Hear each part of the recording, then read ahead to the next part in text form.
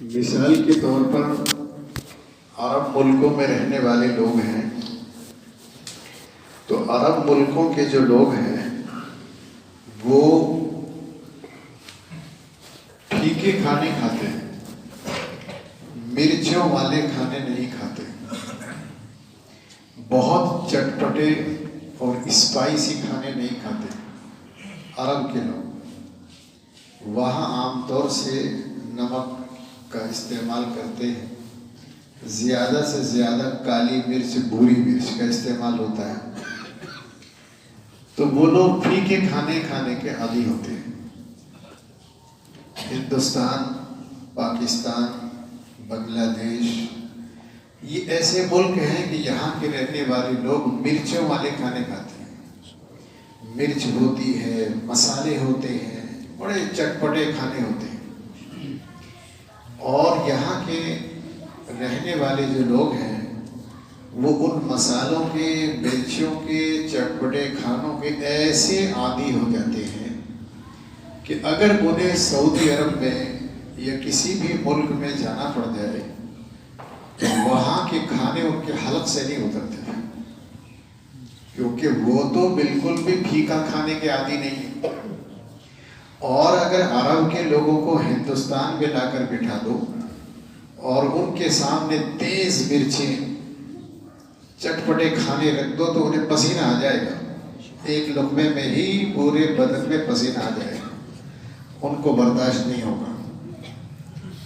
معلوم یہ ہوا کہ بچپن سے جن کو مرچیں، مسالے کھانے کی عادت ہوئی وہ اتنے پکے ہو گئے کہ پھیکا کھانا کھانے کو تیار نہیں، اور جنہیں بچپن سے پھیکے کھانے کی عادت ہوئی وہ ایسے پکے ہو گئے کہ اب وہ اسپائسی، چٹپٹے اور مرچ والے کھانے کھانے کے لیے تیار ہیں۔ حالانکہ وہ بھی انسان ہیں، یہ بھی انسان ہے، جیسی عادت پڑی ویسا مزاج بن گیا۔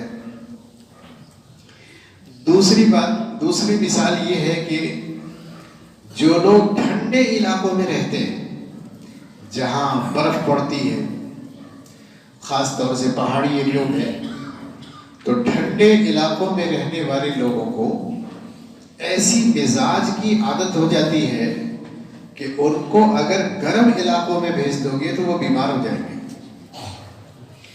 اور اگر گرمی کے علاقوں میں رہنے والے لوگوں کو ٹھنڈوں میں بھیج دو گے تو جناب بستر سے باہر نہیں نکلیں گے، وہ نہانے کے لیے تیار نہیں ہوں گے، وضو کرنے کے لیے بھی تیار نہیں ہوں گے، کیونکہ ان کے بس کی بات ٹھنڈی برداشت کرنا نہیں ہے۔ ٹھنڈے علاقوں میں رہنے والے لوگ ٹوپ بھی نہیں اوڑھتے، ٹوپی بھی نہیں لگاتے، مفرل بھی نہیں لگاتے، بس صرف جوتے ڈھکے پہنتے ہیں، کافی ہے، ایسے گھومتے رہتے ہیں جی۔ اور گرمیوں کا رہنے والا اگر وہاں پہنچ جائے تو لحاف بھی اوڑھ لے گا تو سردی اس کا پیچھا نہیں چھوڑے گی، کیونکہ اسے ٹھنڈک کی عادت نہیں ہے۔ حالانکہ وہ بھی انسان ہے، یہ بھی انسان ہے۔ تو جنہیں ٹھنڈے علاقوں میں رہنے کی عادت پڑی تو انہیں اسی کی عادت ہو گئی، اب وہ گرمی کے علاقوں میں جون کے مہینے میں بھیج دو گے تو بے ہوش ہو کر گر جائیں گے ٹھنڈے علاقے کے رہنے والے لوگ۔ تو عادت کے اوپر بات ہے کہ عادت ٹھنڈے کی بنی ہے یا گرم کی بنی ہے تو انسان ویسا ہی ڈھل گیا۔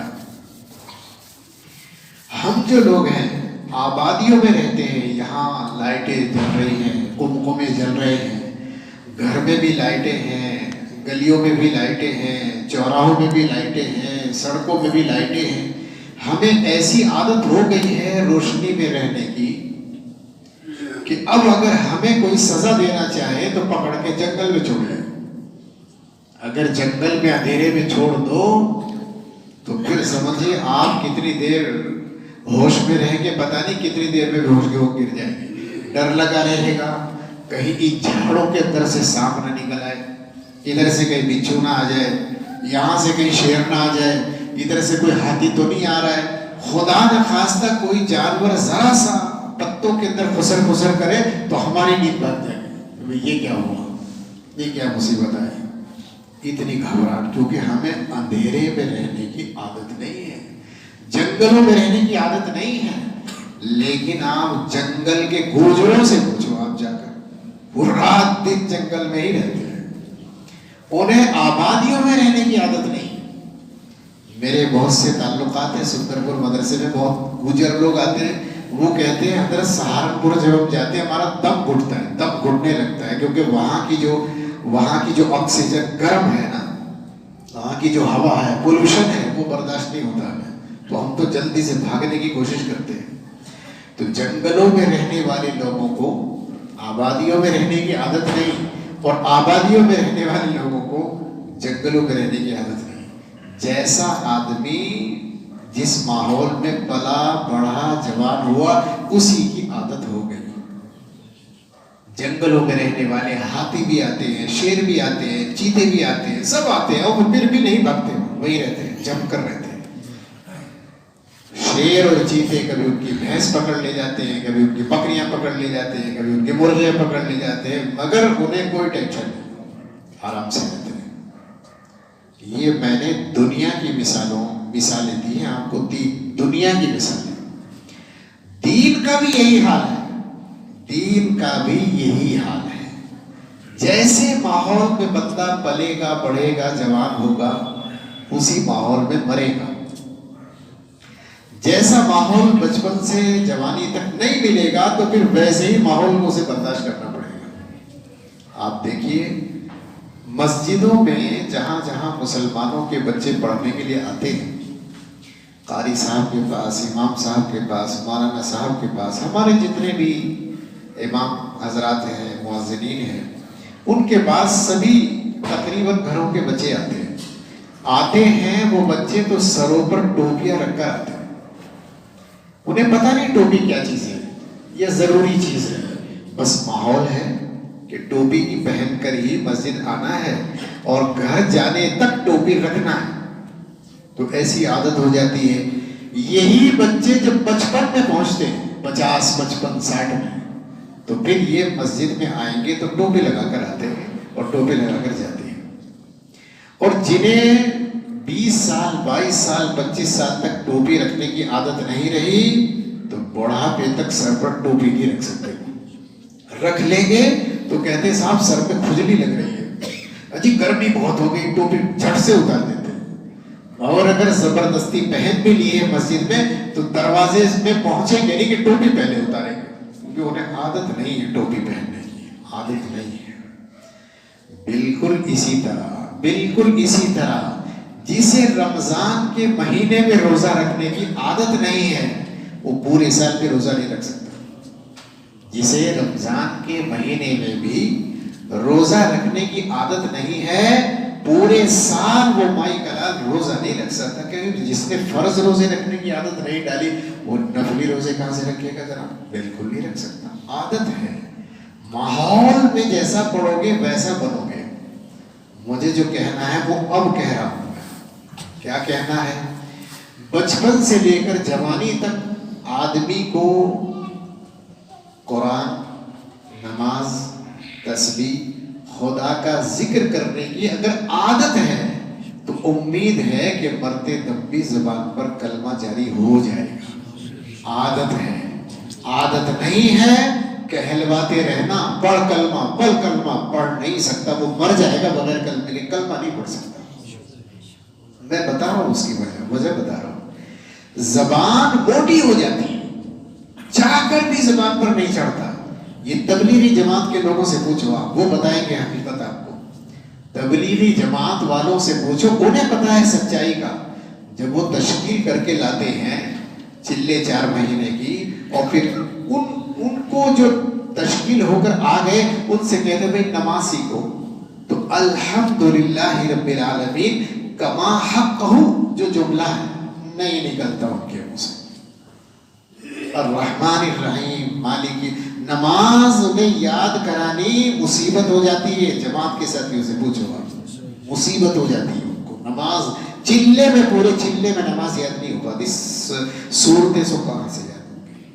नमाज के जो जरूरी चीज है अल्हम्दुलिल्लाह रब्बिल आलमीन, वो भी याद नहीं होती उनको, क्योंकि जबान मोटी हो गई, मोटी। बचपन में कहलवाते अल्लाह ला इलाहा इल्लल्लाह, तो आराम से चढ़ जाता जुबान पर। अल्हम्दुलिल्लाह रब्बिल आलमीन, तो बुढ़ापे में भी आराम से हो जाता काम। لیکن جب بچپن میں عادت نہیں پڑی، جوانی تک عادت نہیں پڑی، تو بڑھاپے میں تو زبان موٹی ہو گئی ہے، اب تو بہت مشکل ہے، اب تو نہیں چڑھے گا۔ اور اگر دھکے مار کے چڑھا بھی دو گے تو بس وہ بھی رف اینڈ ٹف رہے گا، صحیح تو پھر بھی نہیں پڑھ سکتا۔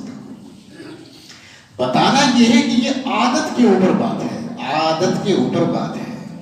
یہ جو ہماری مجلسیں ہیں، اس مجلس میں نوجوان بچے بھی ہیں، چھوٹے بھی ہیں، بڑے بھی ہیں، یہ جو ذکر ہو رہا ہے بہت نقصان کی بات ہے کہ مہینے میں ایک بار ہوتا ہے۔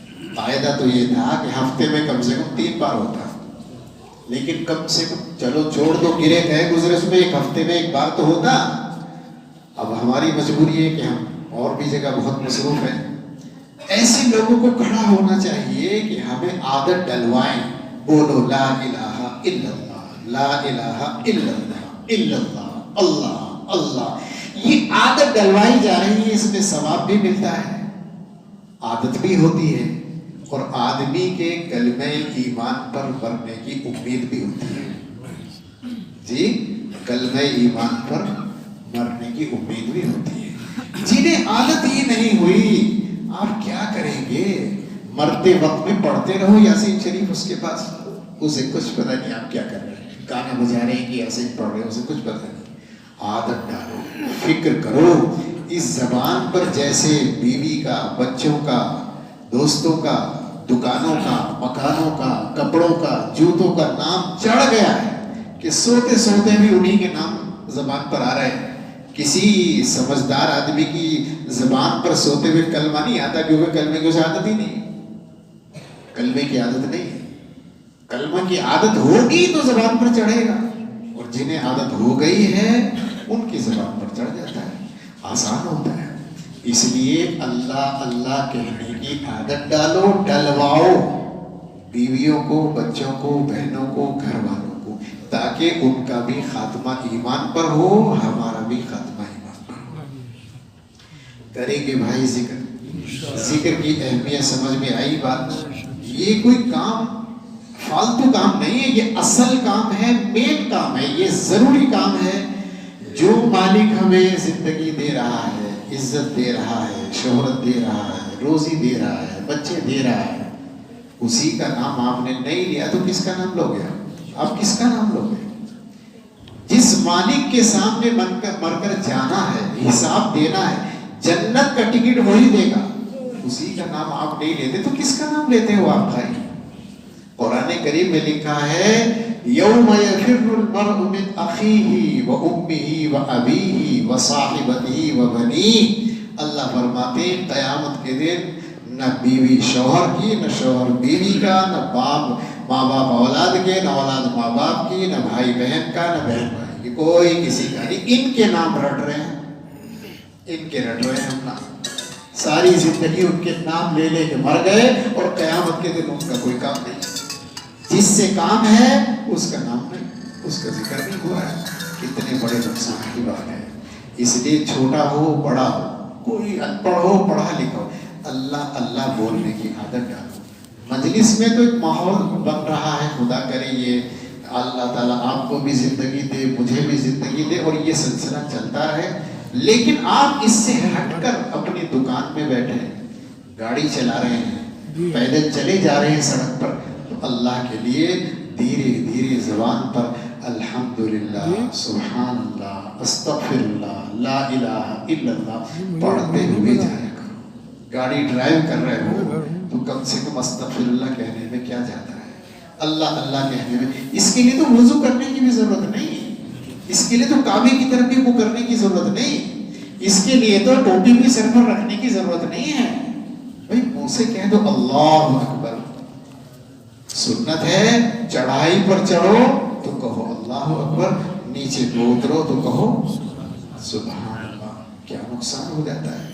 حدیث میں لکھا ہے نبی کریم صلی اللہ علیہ وسلم نے فرمایا بندہ جب کہتا ہے سبحان اللہ، اللہ تعالیٰ اتنا بڑا جو یہ زمین آسمان کے درمیان خلا ہے ثواب سے بھر دیتا ہے۔ سبحان اللہ کہنے سے، سبحان اللہ کہنے سے ثواب سے بھر دیتا ہے۔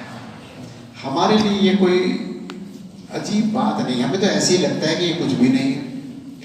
بزرگوں کے واقعات میں لکھا ہے کہ ایک بہت بڑا حکیم ارسطاطالیس اور ایسے ہی بڑے بڑے حکیموں کا واقعہ لکھا ہے, ایک بزرگ کی خدمت میں آئے, آ کر بیٹھ گئے تو وہ اللہ کے فضائل بیان کر رہے تھے.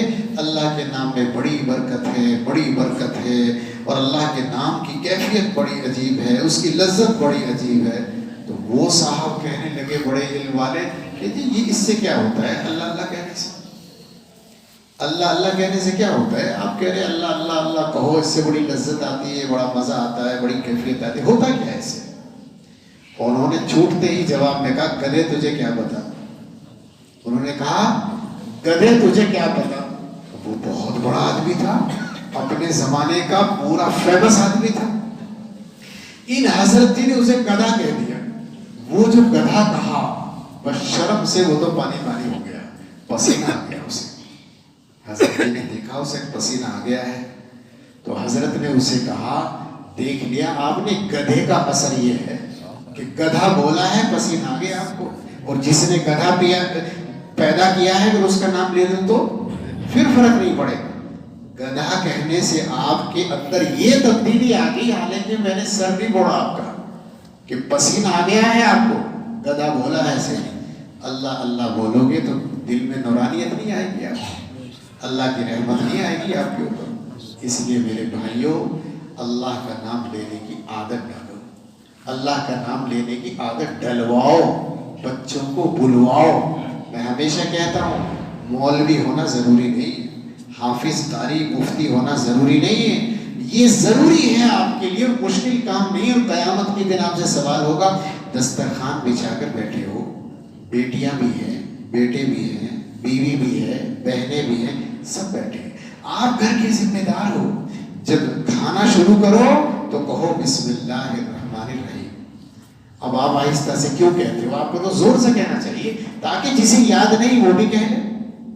اتنی زور سے کہو, اور یہ تعلیم کے لیے کہو, تعلیم کے لیے. میں نے کیا کہا؟ تعلیم کے لیے. آپ زور سے پڑھیں گے, لقمہ اٹھا رہے ہیں اور آپ کہہ رہے ہیں بسم اللہ الرحمن الرحیم. اب وہ سن رہا ہے, بیٹا بھی, بیٹی بھی سن رہی ہے, بیوی بھی سن رہی ہے, تو انہیں بھی یاد آئے گا کہ بسم اللہ پڑھنی ہے. ابو نے پڑھی ہے, دادا جان نے پڑھی ہے, چچا نے پڑھی ہے, ماموں نے پڑھی, بسم اللہ پڑھو. تو جو نہیں پڑھ رہا ہوگا وہ پڑھ لے گا, اور اگر آپ بھی ٹھوٹ بیٹھے ہیں چپ چاپ تو وہ کیوں پڑھیں گے؟ جب گھر کا ذمہ داری نہیں بسم اللہ پڑھ رہا, وہ کیوں پڑھے گی بھائی؟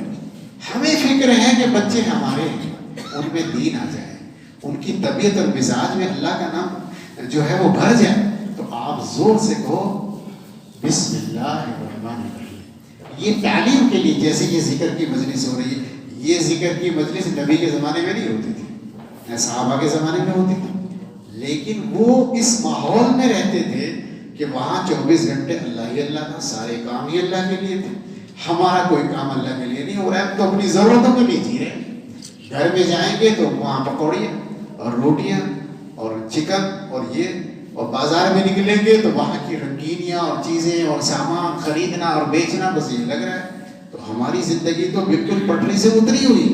اس لیے ہمارے لیے تو اس تعلیم کی ضرورت ہے. جیسے بچوں کو یاد کراتے ہیں نا, کہو الف با تا سا جیم ہا خا, تو حضور تو نہیں پڑھتے تھے.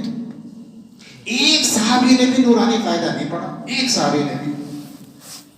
امام ابو حنیفہ نے بھی نہیں پڑھا, جتنے بڑے بڑے کسی نے قاعدہ نہیں پڑھا. ہمیں پڑھایا مولانا صاحب کو. ہم مولوی جب بنے کے پہلے قاعدہ پڑھنا پڑا.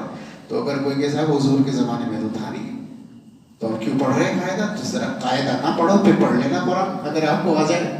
بھئی اللہ اللہ کہنے کی عادت ڈلوانی ہے, مزاج بن جائے, ماحول بن جائے, طبیعت میں گھٹی میں اتر جائے. یہ تعلیم کے لیے ہو رہا ہے. اللہ تعالیٰ ہمیں اس کی سمجھ دے دے, شعور عطا فرما دے.